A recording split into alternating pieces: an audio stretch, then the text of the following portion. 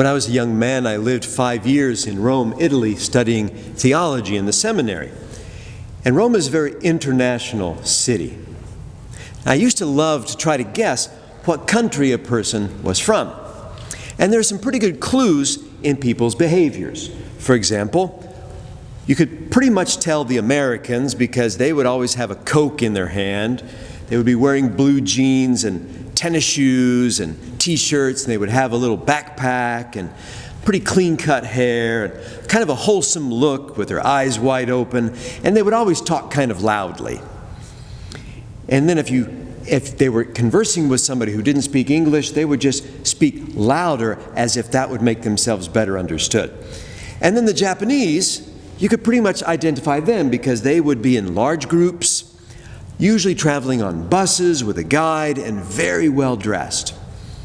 The Scandinavians stood out because they would have very short shorts, longer hair, huge backpacks, and very vividly colored clothes. The Italians, you could pretty much tell who was Italian because their clothes were very stylish, and the way they would hold a cigarette was in a very Italian way. Even the way they would put sugar in their coffee was a particularly Italian way. And so the way a person acts can sometimes give clues to what country they're from. And that leads to a question that's connected to today's second reading. The question is this: is there anything in our behavior that reveals the fact that you and I are citizens of heaven? Because in today's second reading, St. Paul says in Philippians 3:20, our citizenship is in heaven. We obtained our heavenly citizenship when we got baptized. Therefore, we belong to God. We are members of His family. Our ultimate destiny is our true homeland in heaven. And here on earth, we're just on a pilgrimage. Our true home is not on this earth because we are citizens of heaven. And therefore, our conduct should in some way reflect our citizenship status. I remember seeing a Christian t-shirt a couple decades ago that had a beautiful, challenging question on it. The question said this: if you were arrested for being a Christian, would there be enough evidence to convict you? Good question, right? St. Paul says there are many who conduct themselves as enemies of the cross of Christ.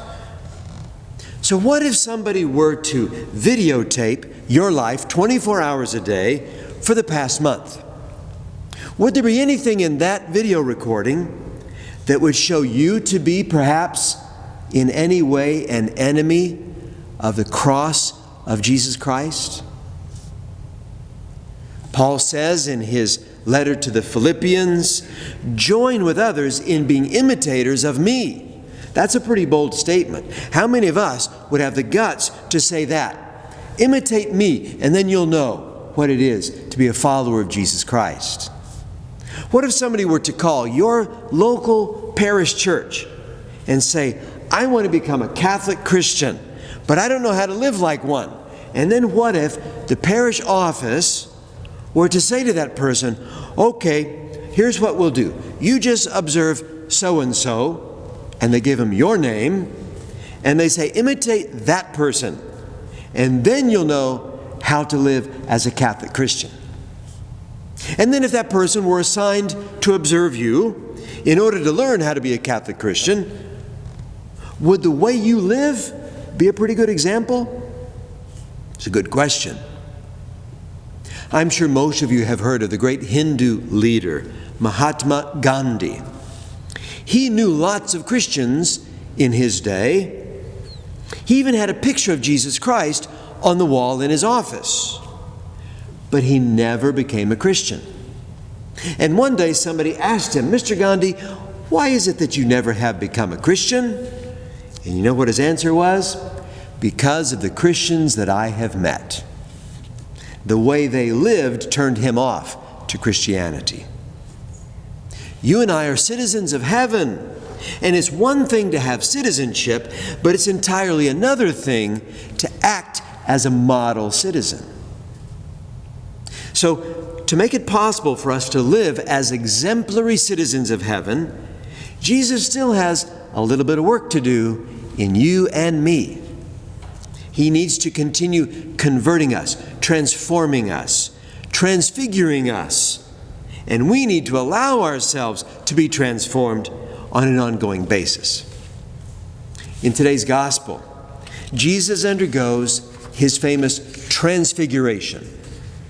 And for a few brief moments there on Mount Tabor, Peter, James, and John are able to catch a glimpse of the true identity of Jesus. Well, Jesus also transfigures each one of us. He can transform us into model citizens of heaven by the power that enables him to bring all things into subjection to himself.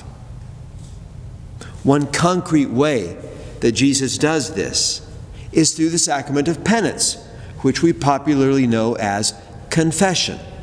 And in this season of Lent 2022, there are lots of opportunities to go to confession in the parishes in our diocese. Many of our parishes have established extra times for confessions throughout the week, throughout the Lenten season. And many of them will also hold Lenten communal penance services in the upcoming weeks. I encourage you to check with your local parishes in the area where you live and find out when those opportunities are. Because if there's anything in your life that's not worthy of imitating, then you bring that to confession. If there's anything in your life that detracts from your being a model citizen of heaven, just bring that to confession. And if there's anything in your life that still needs to be transfigured into the image of Jesus Christ, well, bring that to confession. That's why Jesus gave us that beautiful sacrament. Remember, you are God's ongoing work of art, and God's not finished with you yet.